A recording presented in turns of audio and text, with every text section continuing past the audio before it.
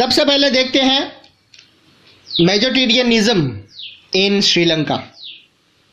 1948 में Sri Lanka independent country बना। सिंहाला community के लीडर्स ने अपनी मेजोरिटी के बल पर शासन पर प्रभुत्व जमाना चाहा। इस वजह से डेमोक्रेटिकली इलेक्टेड गवर्नमेंट ने सिंहाला सुप्रीमेसी कायम करने के लिए अपनी मेजोरिटेरियन मेजर्स के तहत कई कदम उठाए।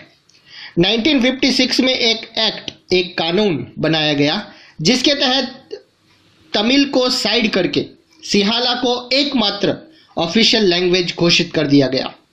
यूनिवर्सिटीज और गवर्नमेंट जॉब्स में सिंहालियों को प्रायोरिटी देने की पॉलिसीज भी चली।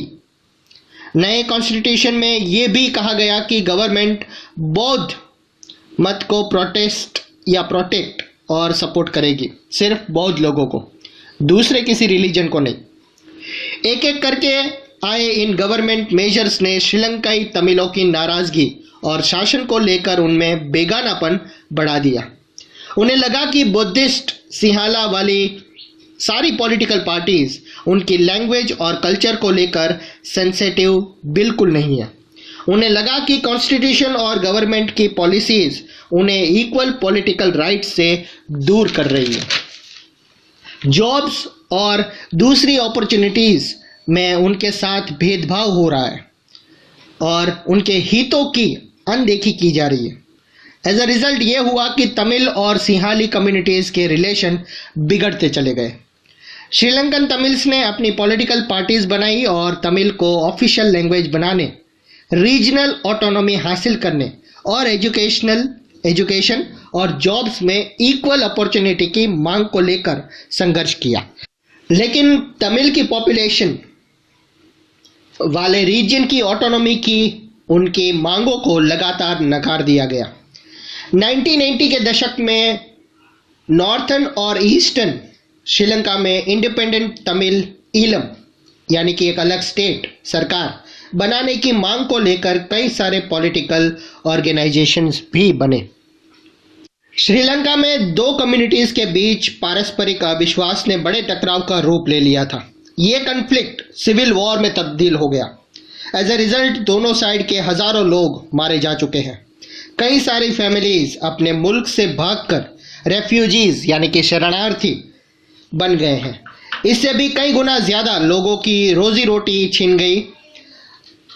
अपने क्लास 10 इकोनॉमिक के चैप्टर 1 में पढ़ा है कि एरिया के देशों में इकोनॉमिक डेवलपमेंट, एजुकेशन और हेल्थ के मामले में श्रीलंका का रिकॉर्ड सबसे अच्छा है, पर वहां के सिविल वॉर से मुल्क के सोशल, कल्चरल और इकोनॉमिक लाइफ में काफ़ी परेशानियां पैदा हो चुकी है। तो ये हालत थी श्रीलंका की। अब देखते हैं अकोमोडेशन इन बेल्जियम, यानी कि बेल्जियम की समझदारी। उन्होंने क्या किया? बेल्जियम के लीडर्स ने श्रीलंका से अलग रास्ता अपनाने का फैसला किया। उन्होंने रीजनल डिफरेंस, कल्चरल डाइवर्सिटी को एक्सेप्ट किया। 1970 और 1993 के बीच उन्होंने अपने कॉन्स्टिट्यूशन में 4 बार बदलाव किए, अमेंडमेंट किया। कई बात के लिए किए गए कि देश में रहने वाले किसी भी आदमी को बेगानापन का एहसास नहीं होना चाहिए और सभी मिलजुल कर रहे, ऐसी उनकी इच्छा थी। उन्होंने इसके लिए जो अरेंजमेंट किए वो बहुत ही इनोवेटिव और कोई और देश ऐसा नहीं कर पाया। बहुत ही इनोवेटिव उन्होंने आइडियाज़ निकाले। बेल्जियम के मॉडल्स के कुछ एलिमेंट्स इस तरह से थे। अब उन्होंने क्या किया वो हम देखते हैं। कॉन्स्टिट्यूशन में इस बात को प्रिस्क्राइब किया गया कि सेंट्रल गवर्नमेंट में डच और फ्रेंच स्पीकिंग मिनिस्टर्स की संख्या इक्वल होगी। कुछ स्पेशल लॉज तभी बन सकते हैं जब दोनों लिंग्विस्टिक ग्रुप के मेंबर्स का बहुमत उसके पक्ष में हो। इस तरह किसी एक कम्युनिटी के लोग एक तरफा फैसला नहीं कर सकते। क्या बात है।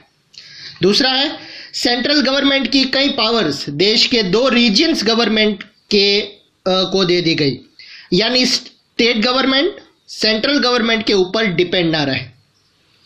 ब्रसेल्स में अलग गवर्नमेंट है और इसमें दोनों कम्युनिटी का और उसके दोनों कम्युनिटी के इक्वल रिप्रेजेंटेशन है, यानी कि दोनों के मिनिस्टर सेम है, नंबर ऑफ मिनिस्टर दोनों के सेम है।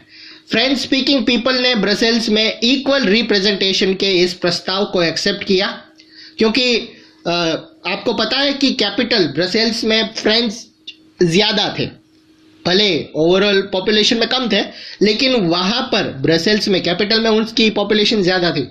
फिर भी उन्होंने वहाँ पे डच स्पीकिंग कम्युनिटी ने सेंट्रल गवर्नमेंट में इक्वल रिप्रेजेंटेशन एक्सेप्ट किया था।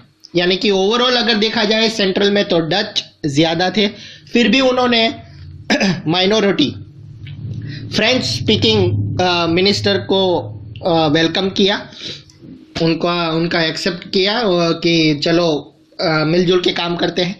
और उससे उल्टा कैपिटल में फ्रेंच ज़्यादा थे और डच स्पीकिंग कम थे, लेकिन फिर भी वहाँ मिलजुल के उन्होंने काम किया।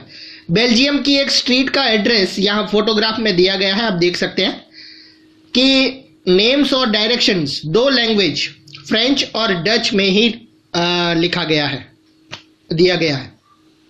सेंट्रल और स्टेट गवर्नमेंट के अलावा थर्ड काइंड ऑफ गवर्नमेंट भी काम करती है, यानी कि कम्युनिटी गवर्नमेंट। इस गवर्नमेंट का चुनाव एक ही भाषा बोलने वाले लोग करते हैं, डच, फ्रेंच और जर्मन बोलने वाले लोग, चाहे वो जहां भी रहते हो। इस कम्युनिटी गवर्नमेंट को ये लोग चुनते हैं। इसे गवर्नमेंट को कल्चरल, एजुकेशनल और लैंग्वेज रिलेटेड इश्यूज पर फैसला लेने का पूरा अधिकार है। आपको बेल्जियम का मॉडल कुछ कॉम्प्लिकेटेड लग सकता है, ऑब्वियसली ये कॉम्प्लिकेटेड है खुद बेल्जियम में रहने वाले लोगों के लिए भी, लेकिन ये अरेंजमेंट्स बहुत ही सक्सेसफुल है। इससे देश में सिविल वॉर की जो आशंकाओं थी उस पर रोक लगा दी गई, वरना सिविल वॉर की सिचुएशन में बेल्जियम लैंग्वेज के आधार पर दो टुकड़ों में बंट जाता। जब अनेक यूरोपियन कंट्रीज ने साथ मिलकर यूरोपियन यूनियन बनाने का फैसला किया तो ब्रसेल्स को उसका हेडक्वार्टर चुना गया, क्योंकि सबसे बेस्ट अरेंजमेंट वहां पर था।